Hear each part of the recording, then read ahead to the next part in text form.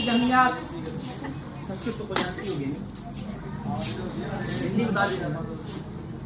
यदि यज्ञ करे तो उसमें मेरी राय ले तो मैं आपके बामन खाऊं। बोलो स्वीकार है। दूसरा वचन है यदि दानम कुर्यात अस्मिन् मम सम्मति गणीयात, यदि दान करे तो उसमें मेरी राय ले। और तीसरा वचन है अवस्था करे मम पालना कुर्यात, 3 अवस्थाएं बाल युवा बुढ़ापा होती है उसमें मेरी पालना करे तो मैं आपके बामन आऊं।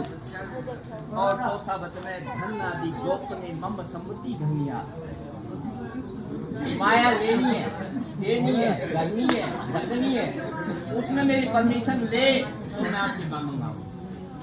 और चौथा 5वां वचन है गवादी पशु करे विक्रय, जो गाड़ी घोड़ा लेना है उसमें मेरी राय ले तो मैं आपके सुन ले बने। छठा वचन है बसंत आदि सभी पालना कुर्यात, बसंत आदि 6 ऋतुएं होती है उसमें मेरी पालना करे तो